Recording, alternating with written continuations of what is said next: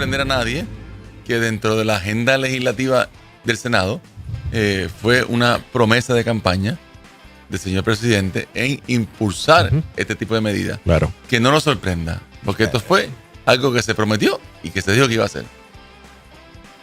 Ok. Así es. Del dicho al hecho hay un largo trecho. Lo hay. Y para nosotros que estamos a distancia, los políticos pueden prometer. Uno lo celebra cuando cae el logro. Cuando se cumple, claro, así es. Y el proceso legislativo es un proceso... Y aunque sabemos que hay... Que tiene su proceso, ¿no? Que tiene su proceso. Sabemos que habían unas promesas que está ahí. Siempre queda para el ciudadano de a pie como yo, siempre va a quedar la duda y la desconfianza si de verdad se llegase a realizar. Claro. Eso que, pues sí, podría sorprenderles a algunos. Podría sorprender. Y hay medidas... Pero yo quiero poner ayer un se aprobaron elemento. una medida en el Senado y continuará su proceso legislativo hacia la Cámara y luego firma la gobernadora. Ese es nuestro proceso democrático del gobierno republicano. Así es. Bueno, Y yo caminaremos el proceso. Quiero añadir algo sobre esto. No perdamos de perspectiva que no importa la promesa cuando es un legislador, depende del resto de los legisladores Así es. y depende de la firma, del acuerdo o desacuerdo de un Cierto. gobernante. Viceversa.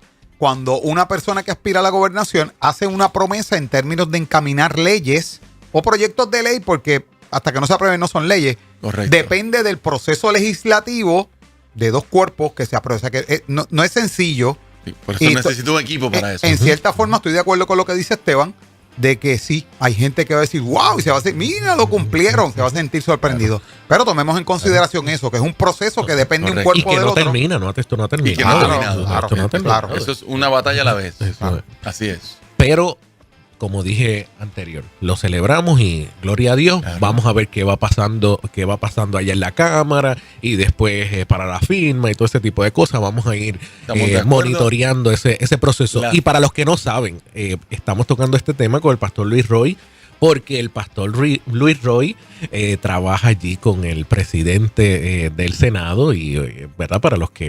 Eso es para los que no sepan, ¿verdad? No estén al tanto, ¿verdad? Y el proceso se inicia. Hoy celebramos el paso. El proceso democrático lo establece, que ambos cuerpos establecen la firma de un gobernante. Claro. Pero vamos paso a paso. Yo no puedo decir, mañana va a pasar tal cosa en la Cámara o la semana que viene. Yo no sé. Sí. Pero cuando tú crees y tienes unos principios, unos valores, tú los impulsas. Y tú cumples Claro. con tu deber. Claro. El proceso que está establecido tiene que continuar. Si mira con el 350. Aprobado en ambos cuerpos, llega a Fortaleza. Fortaleza lo devuelve por una inquietud que tiene. Pasó un tiempo, se logró un acuerdo. La enmienda es puramente científica, clínica. Claro. No es un asunto de si creo o no creo. Es que había que definir unos puntos necesarios desde el punto de Cierto. vista científico-médico. Claro. Se logró, tomó su tiempo y ayer se concurrió en el caso del Senado y pasará a la Cámara para concurrir. Y así es. Eso es parte del proceso. Es parte del proceso y ojalá Digo, y el que no le gusta tiene varias opciones de vida Claro, de varios países claro. y quiere irse, pues váyase allá y me deja saber cómo fue el proceso. Ok. Por no decir los nombres. Sí, exacto. Y es muy cierto. Es muy cierto. Es otro cantar. Eso Eso es otro canto, de verdad que sí. Otro cantar. Bueno, pero nada de esto es el tema. Pastor Luis Roy es parte de un foro, ¿verdad? Que muchos a veces, bueno, no todo el tiempo estamos pendientes, pero muchos estamos pendientes. Es ese foro religioso, como le llaman, en Jugando Pelota Dura, donde se discuten temas así, políticos y de las cosas que están ocurriendo. Creo que fue el jueves pasado, o sea, no ayer, el anterior, donde el pastor Luis Roy estuvo el pastor también Otoniel Fon, no me sé, Padre Quique de Cáritas. y el Ángel Gutiérrez. Gutiérrez. Pastor Gutiérrez. Pastor Gutiérrez. Pastor Gutiérrez tiene una peculiaridad y creo que por eso lo ponen ahí, ¿verdad? Para que cree esa controversia. Tiene puntos de vista un poquito radicales. Y coloquialmente en nuestra comunidad hay un gran parte de nuestra comunidad como que no congenia, pero eso es parte de ese tipo de foro para poder crear... esa es la estrategia mediática, ¿verdad? Para poder polarizar, tengo que tener a alguien así. Me parece que si por algo se ha sostenido ese segmento constante, es porque él polariza en ese segmento. Y es parte de la estrategia mediática. A la misma vez, tengo que decir que puede crear un nivel de confusión. Tocaron el tema de la pastora Iris Nanet, que hizo unas expresiones con relación a los inmigrantes que fue muy fuerte para muchos y ha estado viral por ahí. Y no me quiero concentrar en las palabras de la pastora Iris Nanet, que era la discusión principal. Fue unas expresiones que hizo que son interesantes y hasta cierto punto confuso para muchos.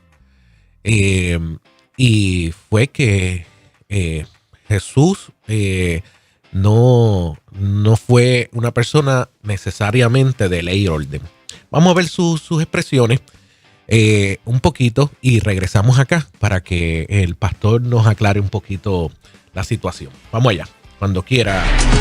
Bueno, regresamos aquí, sigo conversando con el grupo de líderes religiosos de Puerto Rico y Gutiérrez dejó ahí una premisa ahí que hay que discutir. O sea, usted está planteando, y quiero que me corrija si estoy equivocado o no, usted está planteando que Jesús, que verdad, no fue un hombre de ley y orden. No en el sentido estricto de que hablamos de que la ley va sobre cualquier otra cosa. Jesús violentó las leyes judías y romanas consistente y constantemente en el Evangelio. 2 ejemplos. Primero, tocó a un leproso.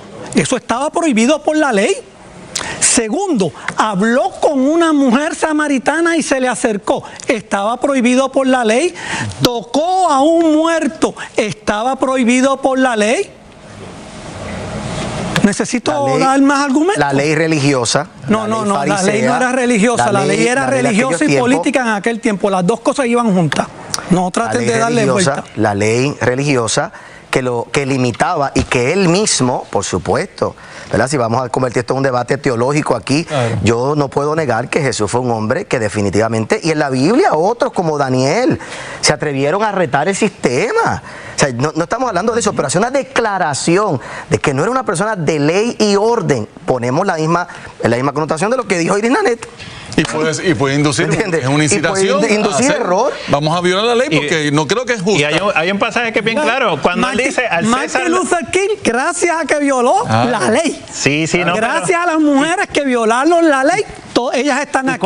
Gracias a que Martin Luther King violó la ley, él está aquí. Pero yo quiero seguir la línea de lo que es el rol de la iglesia, porque si no entramos en un debate teológico. Es importante entender que el rol de la iglesia dentro de esta política pública en particular, la cual no es nueva. Lo que pasa es que queremos visibilizar algo como nuevo porque es Donald Trump. Pero eso no es nuevo. Ahora, bueno, ¿qué hace la iglesia? La iglesia es el brazo en paz. Vamos al tema, ¿verdad? Porque claro ahí, gracias a Dios que usted puso un stop, ¿verdad? Del tema, porque podía, como decía el pastor Otoniel Font, podían ya un debate teológico. Pero aquí va a tener el tiempo como para poder contestar un poquito ese comentario. Hay gente que puede decir, no es cierto, y como dijeron, pues hay que irnos en contra de la ley, porque Jesús lo hizo. Pues mira, vamos a poner en contexto primeramente la razón de la discusión en ese panel. El tema era sobre los inmigrantes. Lo que dije en el programa lo reitero hoy, y qué bueno que tengo un poquito más de tiempo, porque en el panel uno no lo tiene, ¿no? Tiene que ser más directo y específico. El tema de los inmigrantes, ¿cuál es el rol de la iglesia para trabajar el tema de los inmigrantes? Partiendo de la premisa ya bíblica desde el Éxodo, que todos hemos sido emigrantes alguna vez, como el pueblo hebreo, que lo fue, y el mandato es a cuidar, a proteger lo que es este tipo de comunidad, porque todos venimos de ahí. Teniendo eso teniendo claro, quiero ir de lleno al rol que debemos ejercer como iglesia. La iglesia no es un brazo ejecutor del Estado en este tema. La iglesia acompaña, colabora, cuida, orienta, plantea las consecuencias. Lo que tú estás haciendo tiene unas consecuencias. Lo que tú estás haciendo tiene unos procesos que pueden implicar el que te deporten o lo que fuera. Eso no es nada nuevo. Pero la iglesia tiene que comportarse como iglesia. Siempre con el abrigo, con el abrazo, con la cobertura, con la protección. Y eso no va a cambiar, porque la iglesia no se ajusta a una política pública para ser colaborador de ella en el tema específico de los inmigrantes. En Estados Unidos es mucho más polémico que aquí, aunque aquí está pasando también, y lo sabemos a toda voz, que también está pasando en Puerto Rico. ¿Cuál es el rol de la iglesia? Seguir siendo iglesia. Yo no puedo decir, mira, agencia federal, aquí está la gente, búscala aquí, llévatela, porque eso no es mi rol, ¿está bien? Y ese fue el tema. Cuando viene el asunto de que Jesús no era una persona de ley y orden, pues entonces levantas un debate teológico porque estás enfocándote en poder justificar lo que nosotros debemos hacer en contra del gobierno. Jesús mismo estableció dar al César lo que es de César y a Dios lo que es de Dios. Y también los discípulos dijeron, es mejor obedecer a Dios antes que a los hombres. ¿Cómo yo pongo esto en balance? Nosotros, ese tema específicamente de lo que es la violación de estas leyes, pues si vamos al contexto de lo que él citó en esas leyes, son leyes aplicables al judaísmo. Todas las leyes aplicables al judaísmo. Y Jesús las que violó fue en ejercicio del amor, en ejercicio del ministerio al cual fue llamado. El problema es que cuando presentas a un Jesús como un violador de ley, queremos, y lo voy a decir esto con mucho respeto, pero categóricamente también, es poner a este Jesús revolucionario, ¿verdad? Que a cuenta de mucha gente es machetero, fupita y tirapiedra. ¿Verdad? Vamos a poner un Jesús desde una imagen de que es un rompeley, que no se sujeta a nadie, que está dispuesto a hacer lo que sea y a crear insurrecciones y a crear movimientos que vayan en contra de la derogación o de tumbar un gobierno, un golpe de Estado. Ese no es el Jesús bíblico que yo conozco, ¿verdad? Dicho sea de paso, hay una canción que escribió o cantó Lourdes Toledo y la cual se llama El Revolucionario. Y cuando salí del programa me puse a buscar la letra y mira cómo empieza nada más. Amo el carpintero de la historia, el amigo del abrazo, el amante de la vida, el hebreo de los sueños, como el viento peregrino, pregonero del amor. Y sigue por ahí la canción. Se llama El Revolucionario. Y Jesús fue un revolucionario del amor, revolucionario de la empatía, de la compasión. No una persona que se levantaba como una insurrección. Dicho sea de paso, cuando vino el mecanismo a Pedro, cuando fueron a arrestarlo, y Pedro le corta la oreja al soldado y dice, baja la espada. Yo no vengo aquí a crear un caos. Yo vine aquí para ir a la cruz del Calvario. Jesús implementó leyes que cambiaran. Que leyes que produjeron cambios a las que estaban establecidas. Sí, oíste que fue dicho, recuerda, ¿no? Ojo por ojo, diente por diente. Oíste que fue dicho. Pero yo digo, ama a tu prójimo como a ti mismo. Claro que cambió. Pero todo va en ejercicio del carácter de Jesús. ¿Cuál es el carácter de Jesús? El amor, la misericordia, el perdón, la gracia.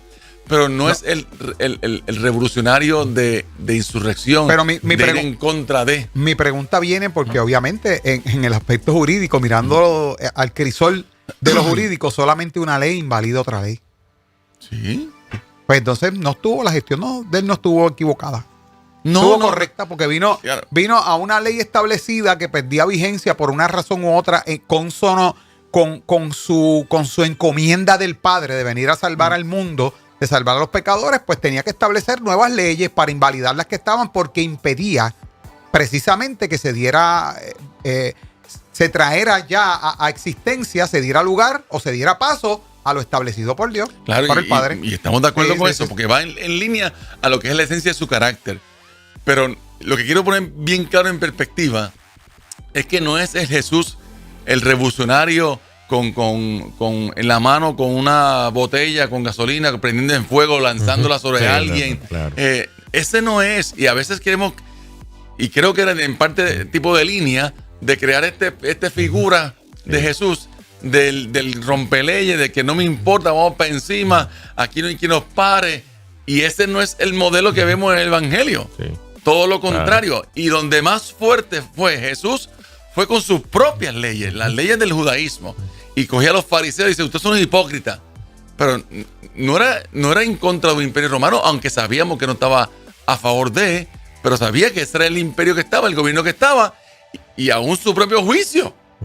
Su propio juicio fue ilegal. ¿Y qué hizo Jesús? Es ilegal. Pues vamos a montarla aquí ahora porque yo para la cruz no voy.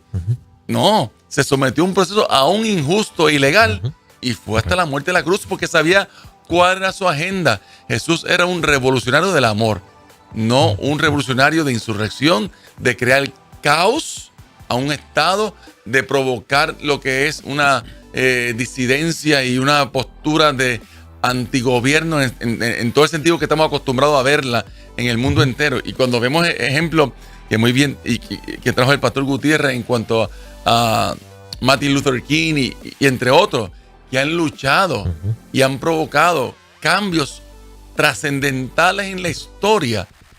La base del cambio, esa revolución, sigue siendo en el modelo de Jesús. La pacífica, la que no vamos a responder como nos responden a nosotros. Claro. Vamos a hacer el cambio desde nuestra verdad, pero comportándonos a la altura de lo que debemos hacerlo.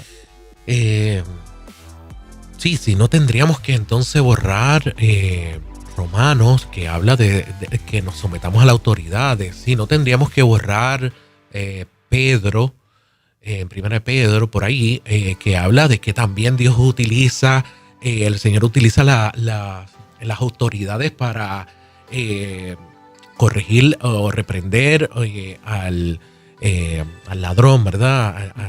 O sea,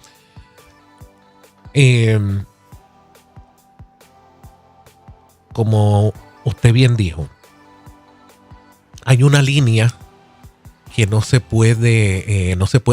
debería de cruzar. Y en cuanto a ese contexto de la discusión de los inmigrantes, una cosa es la ayuda que la iglesia le pueda dar a cualquier persona. A cualquier persona. A cualquier persona. Todo el que cruza el umbral o el dintel de la puerta te está preguntando, déjame tus papeles, déjame ver quién tú eres, ¿de dónde tú vienes? Yo puedo recibir un adicto. Yo puedo recibir un traficante de droga. A quien sea. Pero yo no voy a permitir que trafique drogas en mi iglesia. Correcto.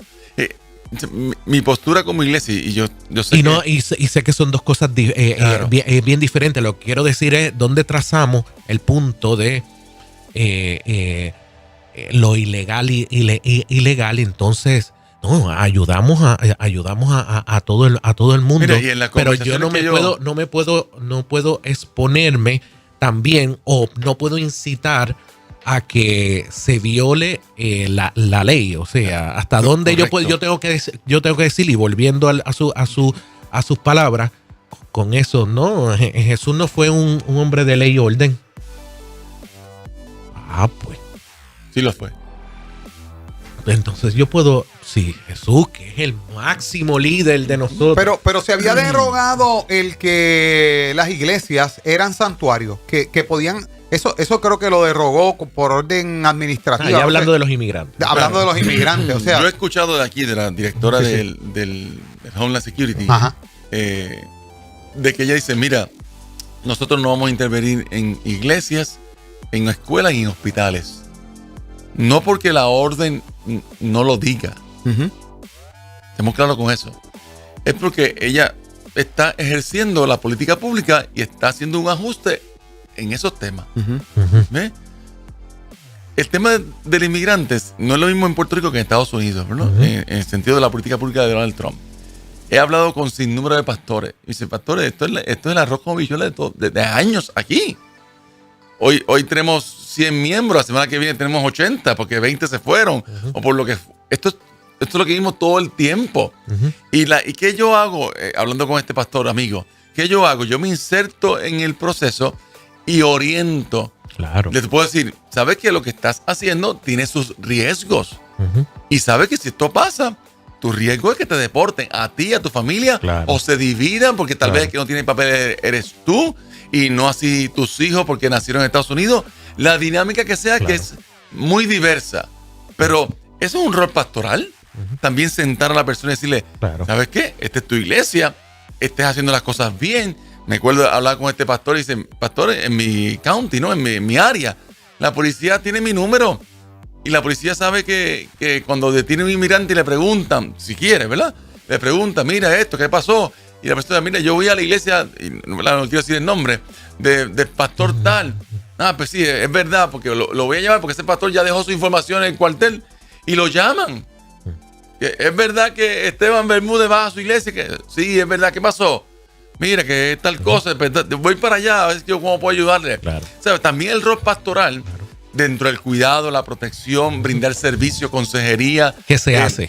Que se ha hecho por años. Se hace. Y la compra, y la ayuda, y el trabajo, y lo que fuera. También está el rol de siéntate ahí. Sabes que estás haciendo algo que no está en orden. Si te comes una luz y si te cogen guiando borracho o lo que vas sea, preso. Pues ese es el riesgo. Pero como iglesia tenemos que hacer ese balance y yo no puedo decir, pues mira, no importa, sigue viviendo lo que te da la gana, es una injusticia lo que está haciendo el gobierno. No. El derecho humano del inmigrante a buscar su bienestar es un derecho humano.